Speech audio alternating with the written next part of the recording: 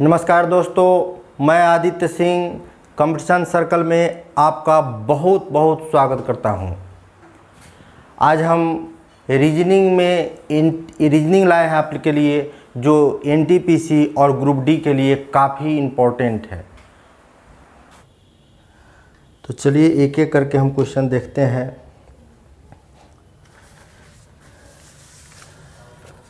First question है आपको जैसे लिखा हुआ है N Y F Z और A लिखा हुआ है। इंग्लिश अल्फ़ाबेट्स के लेटर दिया हुआ है, इंग्लिश अल्फ़ाबेट्स का लेटर दिया हुआ है।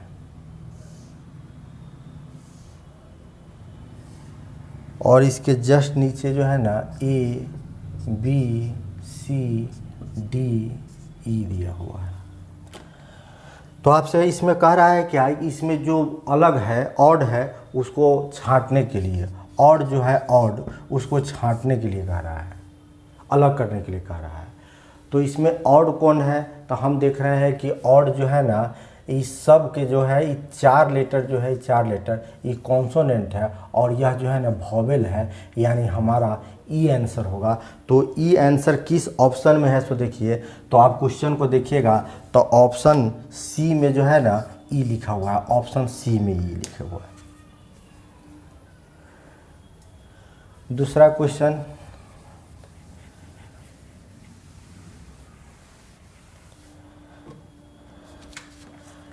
वेन डायग्राम से रिलेटेड क्वेश्चन है। ये कह रहा है उस वेन डायग्राम का चयन करें जो प्रश्न में दिए गए तीनों वर्गों के बीच सर्वश्रेष्ठ ढंग से दर्शाता है। जैसे पेन है, पेंसिल है और स्टेशनरी है। पेन, पेंसिल और स्टेशनरी तीन शब्द आपको दिया गया है।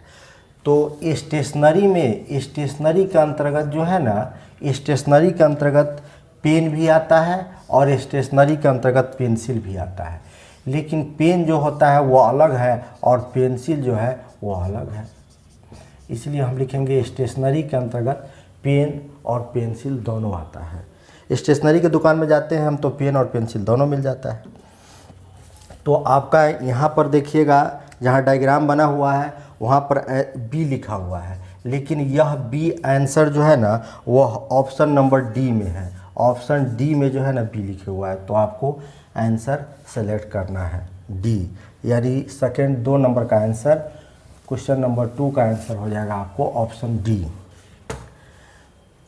3 को क्वेश्चन को देखिए, क्वेश्चन नंबर 3 को देखिए, कह रहा है कि भिन्न आकृति का चयन कीजिए, यानी यह ऑड जो डायग्राम है उसको आपको चयन करना है।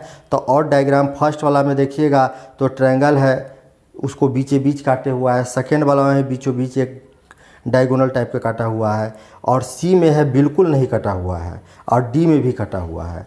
तो तीन जो है ए बी और डी तीनों में बीचों बीच जो है ना काटा हुआ, और सी नंबर में देखिएगा तो बिल्कुल नहीं काटा हुआ है।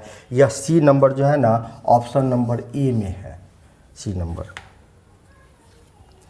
अब क्वेश्चन नंबर 3 का आंसर हो गया ए। अब 4 नंबर क्वेश्चन में हम आते हैं। क्वेश्चन नंबर 4, क्वेश्चन नंबर 4 में कह रहा है एक स्टेटमेंट कंक्लूजन से क्वेश्चन है। अच्छा, कह रहा है क्या अलास्का स्टेट लॉटरी पर प्रतिबंध लगा दिया जाना चाहिए? क्या अलास्का स्टेट लॉटरी पर प्रतिबंध लगा देना चाहिए, दिया जाना चाहिए? तो फर्स्ट में क्या कह रहा है, फर्स्ट में कह रहा है कि हाँ, फर्स्ट आपको 2 को तर्क देना है, फर्स्ट और सेकंड को देखिए। फर्स्ट में कह रहा है हाँ, सरकार को जुआ का बढ़ावा नहीं देना चाहिए, तो बिल्कुल सही है, जुए के बढ़ावा सरकार को नहीं देना चाहिए। दूसरा कहता है नहीं, इससे सरकार को लॉटरी के माध्यम से होने वाले राजस्व में हानि होगी। यह बात सही है कि लॉटरी से सरकार को बहुत अधिक इनकम मिलता है, तो इससे सरकार को हानि होती है। तो ये दोनों के दोनों स्टेटमेंट जो है, कंक्लूजन जो है ना, दोनों के दोनों सही है। तो आपसे फर्स्ट आपका ऑप्शन सी हो जाएगा, यानी कि फर्स्ट और सेकंड दोनों प्रबल है, यानी प्रबल मतलब स्ट्रॉन्ग है। क्वेश्चन नंबर 4 का आंसर हो जाएगा आपका सी। क्वेश्चन नंबर 5 में आते हैं। यह क्वेश्चन पूछा गया है 5 नंबर में। क्वेश्चन नंबर 5 में आपसे पूछा गया है कि 29 मार्च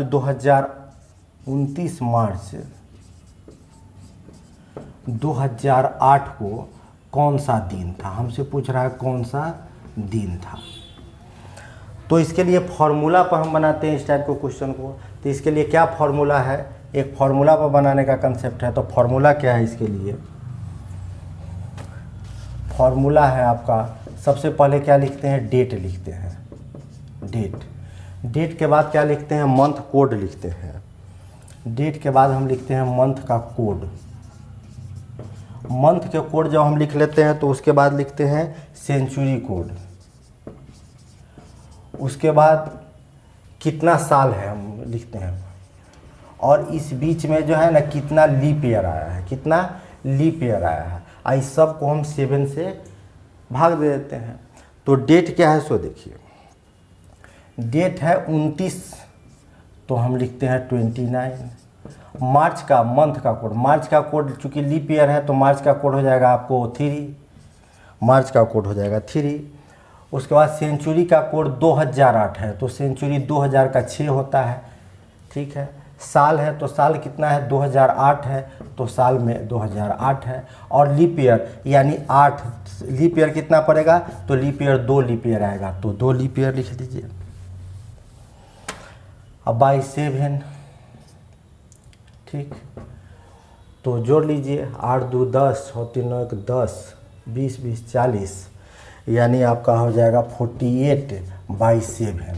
48 7 6 42, तो आपको शेष कितना बच गया, 6 शेष बच गया। 42 शेष लिखना है, कितना, 7 6 42 हो गया, तो बच गया कितना, शेष 6 बच गया। तो 6 शेष बचने का क्या मतलब होता है, वो 0 का मतलब होता है संडे है, 1 का मतलब मंडे है, ट्यूसडे है, वेडनेसडे है, थर्सडे है, फ्राइडे है, और 6 शेष बचा है तो वो सैटरडे है, तो सैटरडे है। आपको मंथ का कोड, सेंचुरी का कोड जो है ना याद करना पड़ता है, तो इसके लिए हम एक अलग से आपको वीडियो बना देंगे कि जिसमें आप कैसे निकाल सकते हैं, जिसमें मंथ का कोड, सेंचुरी का कोड क्या होता है, उस सब के बारे में हम आपको बता देंगे। तो आपका आंसर क्वेश्चन नंबर 5 का आंसर शनिवार आया है, तो शनिवार ऑप्शन आपका, शनिवार ऑप्शन ए में है। शनिवार, सैटरडे जो है ना ऑप्शन ए में है।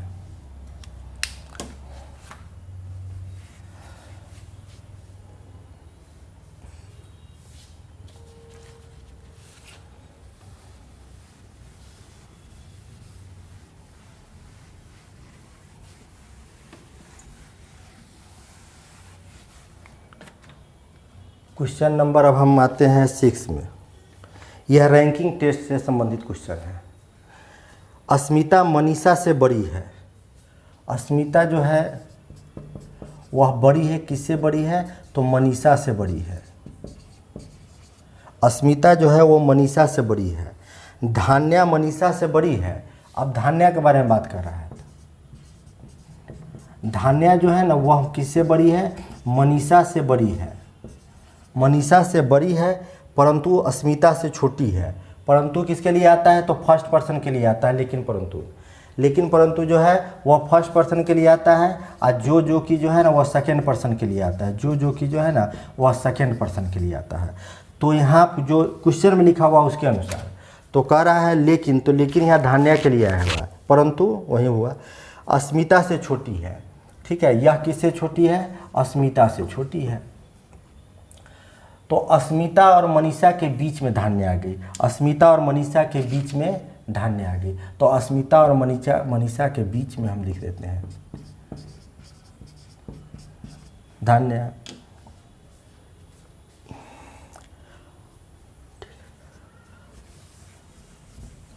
अब कह रहा है क्वेश्चन कि करुण्या रम्या और मनीषा से छोटी है।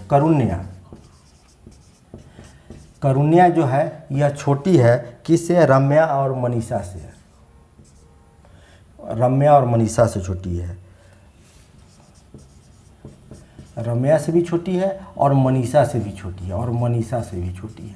रम्या और मनीषा दोनों से छोटी है। इसमें अब देखना है कि कौन, तो आगे लिखा हुआ है कि मनीषा रम्या से बड़ी है। मनीषा जो है ना वह रम्या से बड़ी है, यानी देखिए मनीषा के नीचे आ गया कौन, मनीषा के नीचे आ गया आपको राम्या, और राम्या के नीचे कौन आ गया, तो राम्या के नीचे आ गया करुण्या, करुण्या आ गया।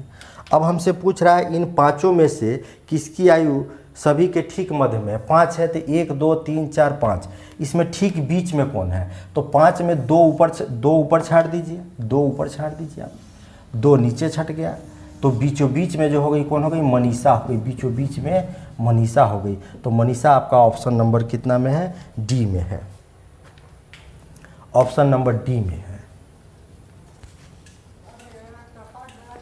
क्वेश्चन नंबर 7,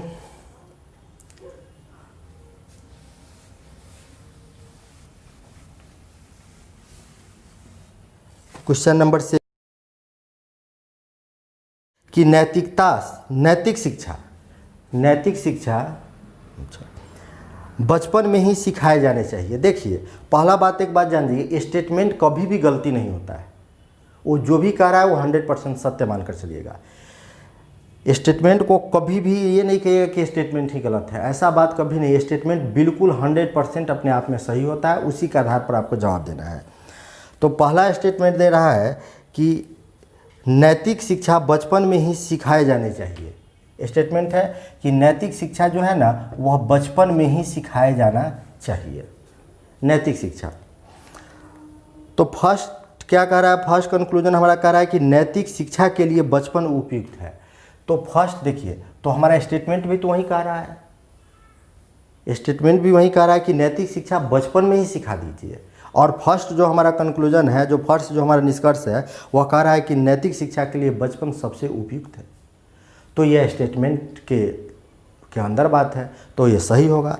दूसरा कह रहा है बच्चे बड़ी उम्र में विचारों को स्वीकार नहीं करते हैं। बच्चे विचार को स्वीकार करते हैं कि नहीं करते हैं, ये बात ऐसा कुछ कहा नहीं गया स्टेटमेंट में, तो यह आउट ऑफ स्टेटमेंट बात है, यह आउट ऑफ स्टेटमेंट कह रहा है, तो हमको आउट ऑफ स्टेटमेंट नहीं जाना चाहिए।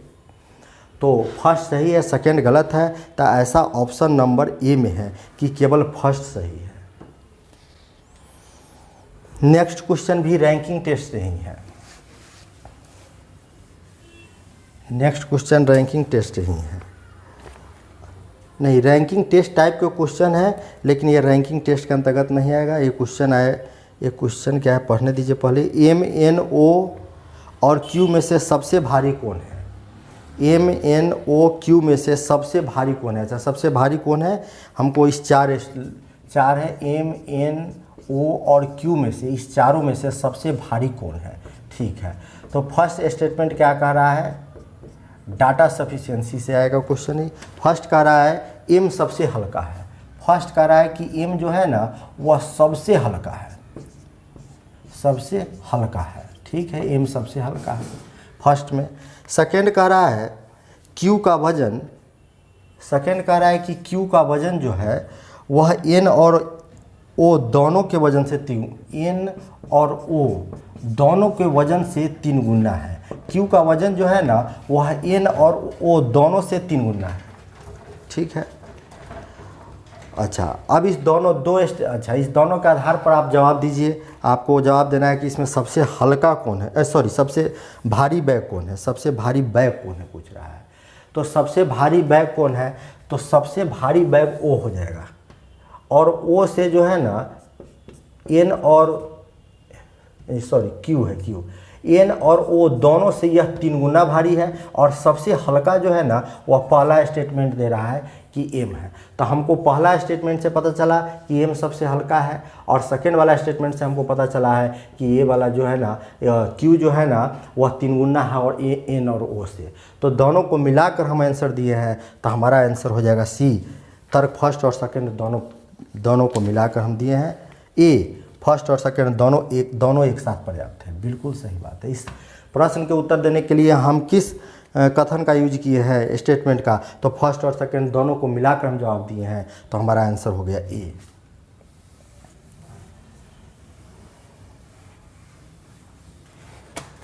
Next question number 9, question number 9 को डायग्राम से संबंधित रीजनिंग है। इसमें आपको क्वेश्चन नंबर 9 में जो फर्स्ट ऊपर जो फिगर दिया हुआ है वह फिगर इस चारों में से किस ऑप्शन में छुपा हुआ है, वह फिगर इस चारों में से किस में छुपा हुआ है, आप देख कर बताइए।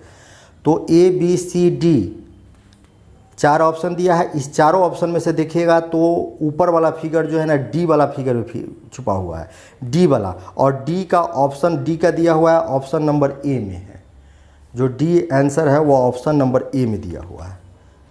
ठीक, 9 का। क्वेश्चन नंबर 10 में आते हैं। यह लुप्त संख्या ज्ञात करना है, सीरीज का क्वेश्चन है 1। क्वेश्चन नंबर 10 है यह 1 3 1 3 6 10 21 28। अब जो यहाँ पर जो आपसे पूछ रहा है कि इसमें से लुप्त संख्या निकालिए, तो लुप्त संख्या जो है उसको निकालिए। तो सीरीज के क्वेश्चन को सॉल्व करने का सबसे बेस्ट कंसेप्ट है कि आपको जो है ना डिफरेंस बिटवीन डिजिट की देखिए, डिफरेंस बिटवीन डिजिट यानी संख्याओं के बीच में आप अंतर देखिए। तो संख्याओं के बीच में जब आप अंतर देखने जाइएगा तो अंतर देखिए, डिफरेंस देखिए। तो फर्स्ट में हम देखते हैं क्या इस दोनों के बीच कितने का डिफरेंस है, इस दोनों के बीच 2 का डिफरेंस है, इस दोनों के बीच 3 का डिफरेंस है, इस दोनों के बीच 4 का डिफरेंस है। यानी 2 बढ़ा, 3 बढ़ा, 4 बढ़ा, क्रम से बढ़ रहा है। तो आगे हम कितना बढ़ेंगे, 5 बढ़ेंगे। तो 10 में 5 बढ़ेंगे तो कितना हो जाएगा 15, और 15 में 6 बढ़िएगा तो 15 6 21, 21 में 7 बढ़िएगा तो 21 और 7 28 हो जाएगा। यानी आपका आंसर कितना हुआ, 15 हुआ। आपका आंसर 15 हुआ, और 15 दिया हुआ है ऑप्शन नंबर ए में। ऑप्शन नंबर ए में आपको दिया हुआ है 15।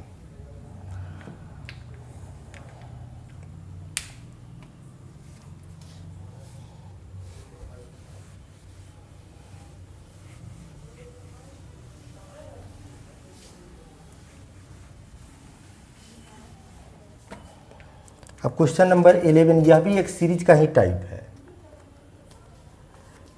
A dot double A B dot A B dot A B dot, यह भी एक सीरीज का ही क्वेश्चन है जो काफ़ी इम्पोर्टेंट है। हर एग्जाम में जो है ना 2 क्वेश्चन इससे राइज करता है। यहाँ भी 2 क्वेश्चन पूछने की संभावना है। तो इसको बनाने का सबसे बेस्ट तरीका है कि आप इसको गिनती कर लीजिए, 1 2 3 4 5 6 7 8 9 10 11 12, यानी कि 12 लेटर इसमें जो खाली स्थान है उसको भी गिनती कर लीजिएगा। 12 लेटर आना से आए, 12 लेटर है तो 12 लेटर इसमें होगा। तो 12 किस किस से करता है, तो 2 से करता है, 3 से करता है, 4 से करता है और 12 से भी करता है।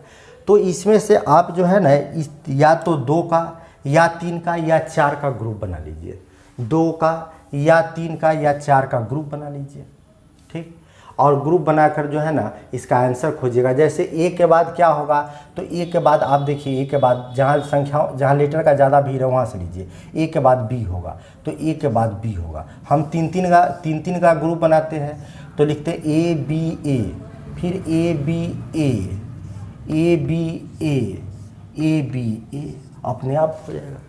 तो आपका आंसर हो जाएगा कितना, आपका आंसर हो जाएगा बी 1 2 3 ए, 3 है। ऐसा ऑप्शन नंबर ए में है, ऐसा ऑप्शन नंबर ए में है।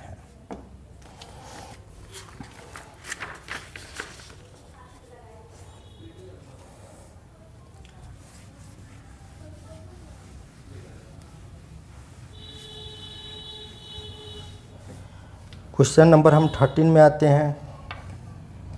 12 में किसी कोडिंग भाषा में किसी को देखिए, यहाँ कोडिंग डिकोडिंग से क्वेश्चन पूछा गया है। पिछले बार भी आप लोग देखे होइएगा कि एग्जाम में कोडिंग डिकोडिंग से बहुत क्वेश्चन पूछा गया था। 3 क्वेश्चन पूछ दिया था कोडिंग डिकोडिंग से।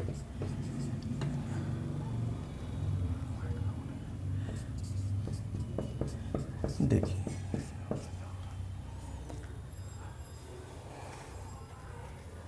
GEL को कोडिंग किया गया है 20 22 15 में। तो क्यों ऐसा कोडिंग किया गया है 20 22 15 में, तो G का तो होता है 7, लेकिन आप देखिएगा G का अपोजिट T होता है, E का अपोजिट V होता है और L का अपोजिट O होता है। ठीक, G का अपोजिट T होता है तो T का पोजीशन 20 है तो 20 लिख दिया, V का 22 होता है 22 लिखा, O का 15 होता है 15 लिखा। यानी जो कोडिंग किया गया है वह अपोजिट लेटर का कोडिंग है। तो के का अपोजिट क्या होता है, तो के का अपोजिट पी होता है, आई का आर होता है, टी का होता है जी और ई का होता है भी। तो पी का पोजीशन कितना है, तो पी का पोजीशन 16 है, आर के पोजीशन 18 है, जी का पोजीशन 7 है और भी का पोजीशन 22 है। तो ऐसा ऑप्शन किस में दिया हुआ है, तो ऑप्शन डी में दिया हुआ है। यह जो है ना ऑप्शन डी में आया है।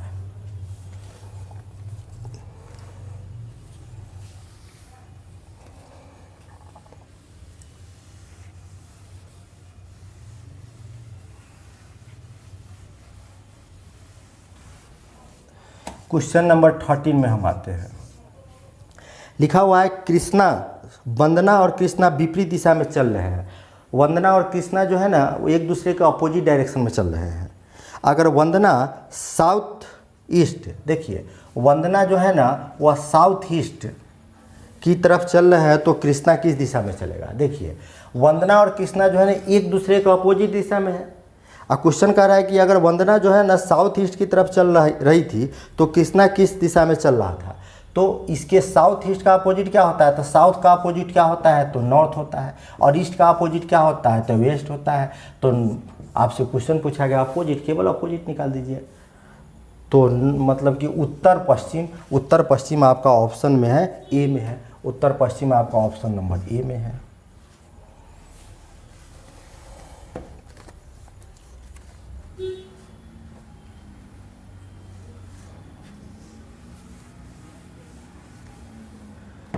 नेक्स्ट क्वेश्चन है आपको एनालॉजी से रिलेटेड है। क्या क्वेश्चन पूछ रहा है,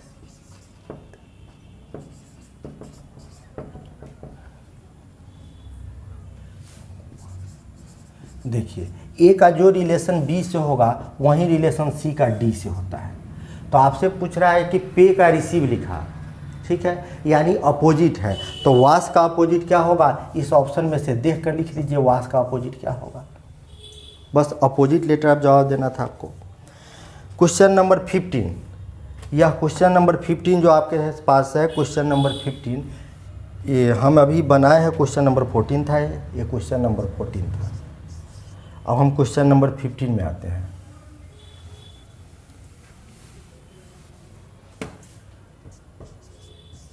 क्वेश्चन नंबर 15 देखिए, कह रहा है कि अगली आकृति कौन सी हो सकती है, नेक्स्ट फिगर कौन सी हो सकती है, देख कर देखिए बताइए। यानी कि यह मतलब सीरीज का ही एक टाइप है जो नॉन वर्बल में आता है। नेक्स्ट क्वेश्चन क्या होगा, तो आप एक फिगर को पकड़िए। सबसे पहले जो ट्रायंगल ब्लैक वाला है उसको देखिए।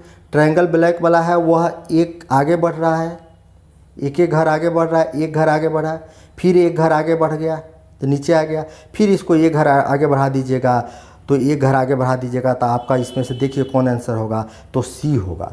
और वह जो ट्रायंगल ब्लैक वाला है वह उलटता नहीं है, जैसे फर्स्ट में वैसे ही सेकंड में, वैसे ही थर्ड में, तो वैसा ही फोर्थ में होगा। यानी ऑप्शन नंबर सी सही होगा। और यह सी जो है ना ऑप्शन नंबर डी में दिया हुआ है। सी जो है वो ऑप्शन नंबर डी में दिया हुआ है। क्वेश्चन नंबर 16 देखिए, यह वेन डायग्राम से ही है रिलेटेड। अच्छा, स्टेटमेंट वेन डायग्राम का स्टेटमेंट है।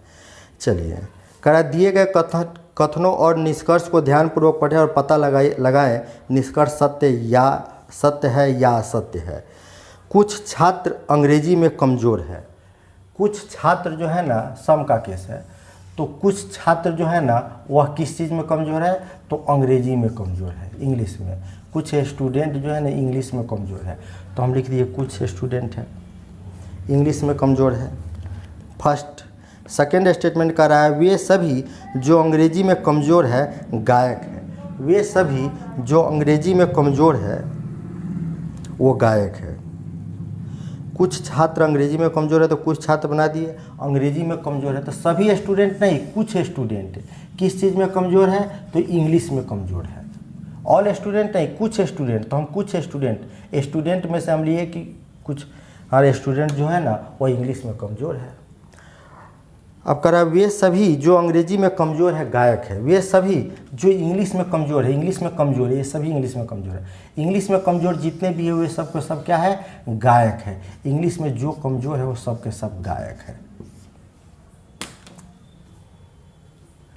अब हमसे पूछ रहा है निष्कर्ष फर्स्ट क्या कह रहा है कि संभव कुछ गायक अंग्रेजी में कमज़ोर है। हाँ भाई, कुछ गायक जो है ना, गायक में से कुछ गायक जो है ना वो अंग्रेजी में कमज़ोर है, तो ये बात बिल्कुल सत्य है। तो हमको फर्स्ट में कह रहा है संभवतः सत्य, नहीं संभवतः सत्य नहीं है। बी में कह रहा है कि बिल्कुल सत्य है, निश्चित रूप से सत्य है, तो निश्चित रूप से सत्य हमारा बी आंसर हुआ। क्वेश्चन नंबर हम 17 में आ रहे हैं।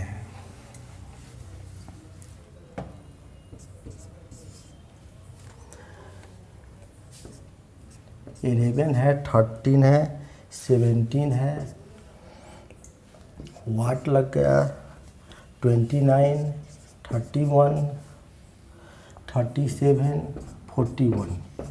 चलिए, कह रहा है कि ये सीरीज का क्वेश्चन है, लुप्त संख्या आपको ज्ञात करना है।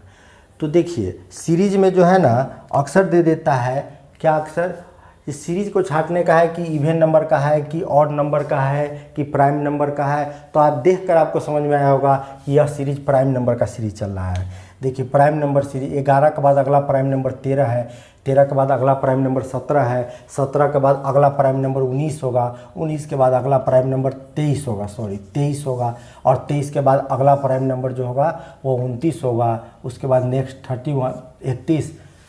तो ये प्राइम नंबर का चल रहा था सीरीज। तो 19 और 23 जो है ना ऑप्शन नंबर सी में है। आपको 19 और 23 जो है ना वो ऑप्शन नंबर सी में दिया गया है।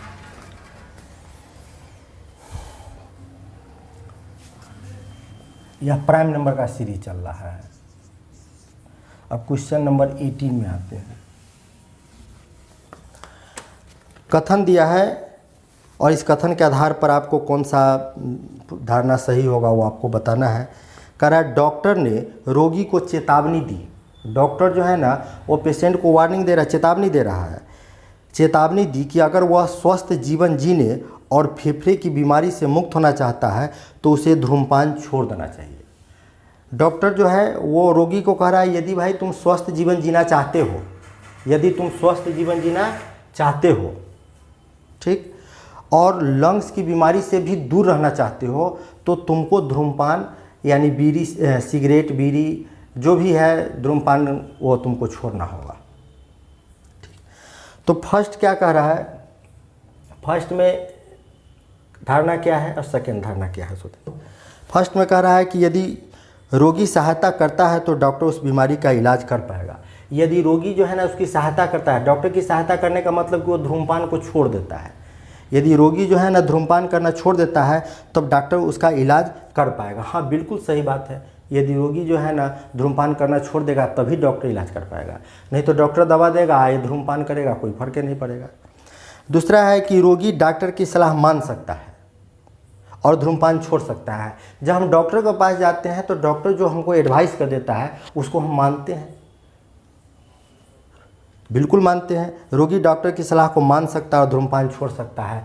तो डॉक्टर के पास गया है किस लिए, डॉक्टर के पास वो एडवाइस लेने गया है कि हम क्या करें। तो डॉक्टर उसको कह रहा है धूम्रपान छोड़ो, तो बिल्कुल छोड़ेगा, डॉक्टर की सलाह को मानेगा। यानी दोनों सही है, और दोनों सही कहाँ है, ऑप्शन नंबर डी में है।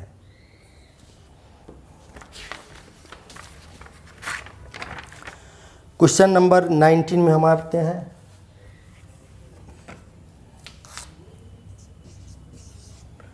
क्वेश्चन नंबर 19 को देखिए, कह रहा है नीचे दिए गए चित्र का दर्पण प्रतिबिंब, दर्पण प्रतिबिंब मतलब कि मिरर इमेज क्या होगा।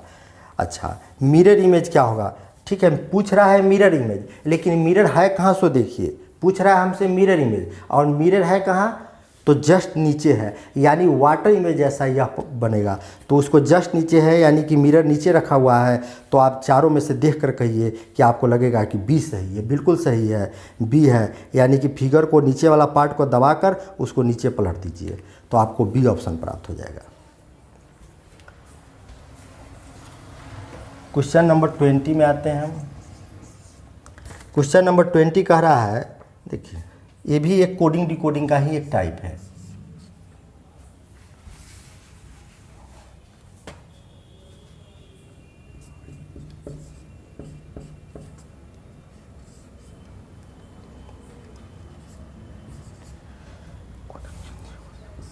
JOC का कोडिंग क्या है, कोडिंग किया गया 39। तो आपसे क्वेश्चन पूछ रहा है FUJI का कोडिंग किसके बराबर होगा। तो देखिए यहाँ क्या कंसेप्ट है, 4 लेटर है और इधर डिजिट हमारा 2 ही अंक का है, 2 ही अंक की संख्या है। तो हमको यहाँ देखते हैं Q का पोजीशन 17 होता है, U का 21 होता है, I का 9 होता है, Z का 26 होता है। सबको जोड़ लीजिए, 8 8 16 17 15 16 23 और 2 2 4 1 5 2 7, यानी सबको जोड़ दिया गया है। लेटर का जो पोजीशन है उसको जोड़ दिया गया है। J का देखते हैं, J का होता है 10, O का होता है 15, C के 3, K का 11, 5 3 8 1 9 3, अच्छा सबको जोड़ दिया गया है। तो हम भी क्या करेंगे, F का पोजीशन कितना होता है, तो F का पोजीशन 6 होता है, U का 21 होता है, 21, J का 10 10 और I का 9,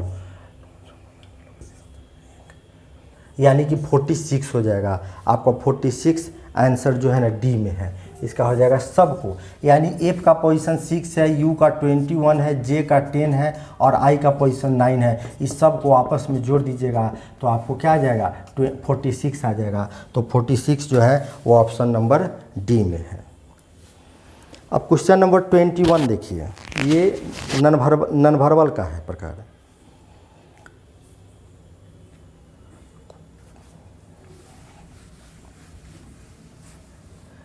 क्वेश्चन नंबर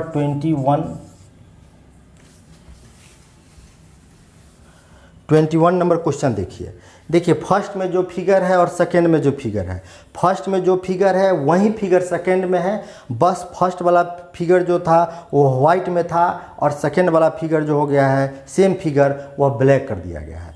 तो नीचे में जो फर्स्ट में फिगर है वो ब्लैक है, तो नेक्स्ट वही फिगर होगा लेकिन उल्टा हो जाएगा, यानी ब्लैक नहीं होकर व्हाइट हो जाएगा।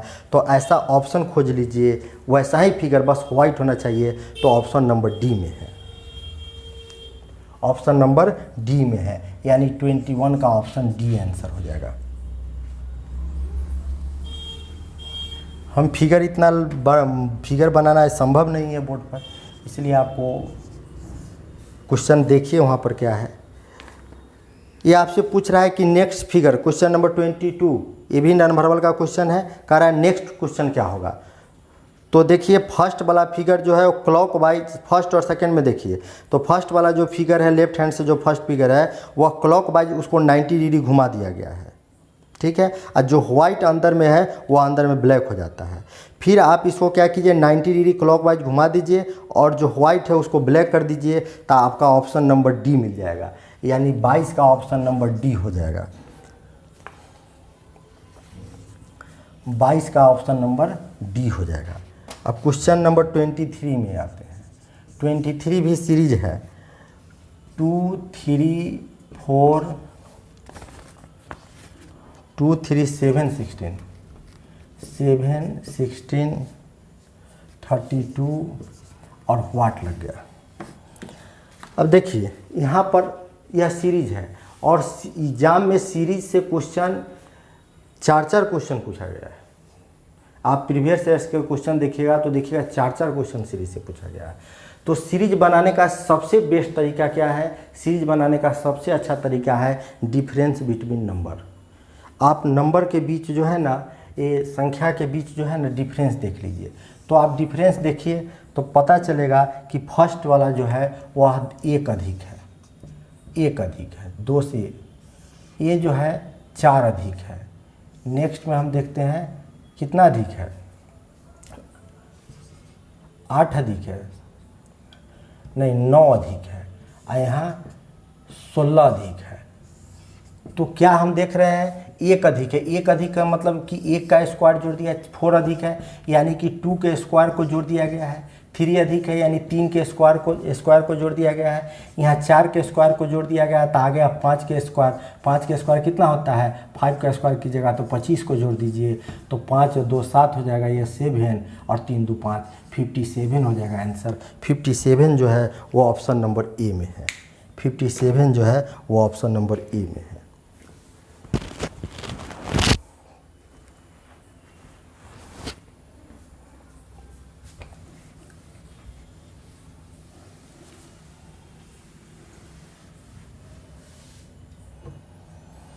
नेक्स्ट क्वेश्चन देखिए, ऑड को छांटना है, इसमें से ऑड कौन है उसको आपको छांटना है। पहला है ऑप्शन किसान, दूसरा ऑप्शन है से बी ऑप्शन है लोहार,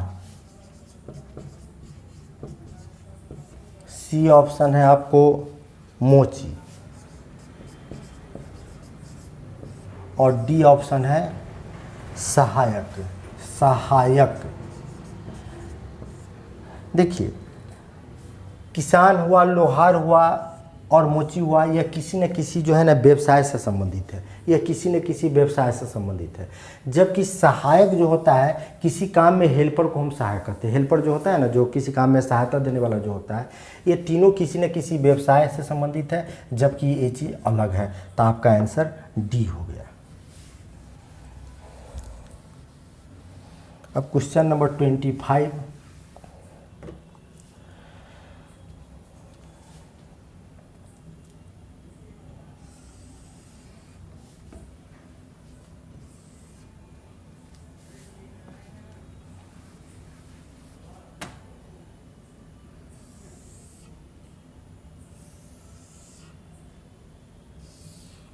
यह काउंटिंग ऑफ फिगर से संबंधित है।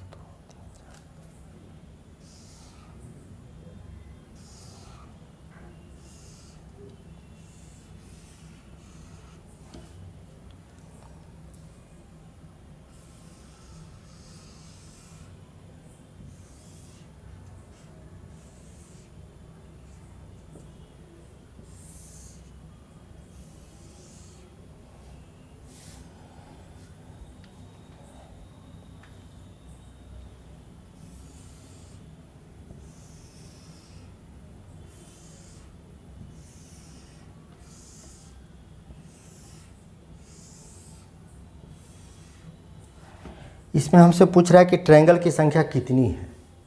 इसमें हमसे पूछा गया कि ट्रायंगल की संख्या कितनी है। तो आप देखिए इसमें ट्रायंगल की संख्या कितनी है। तो सबसे पहले हम जो है ना देखते हैं 1 2 3 4, 4 ट्रायंगल है। उसके बाद इसको ढक दीजिए, ये 5वां हो जाएगा। 5 ट्रायंगल हुआ, 5 ट्रायंगल हुआ। उसी तरह इसको ढकिए 6, फिर इसको ढकिए 7, फिर इसको ढक दीजिए तो ये 8, यानी 8 ट्रायंगल है टोटल।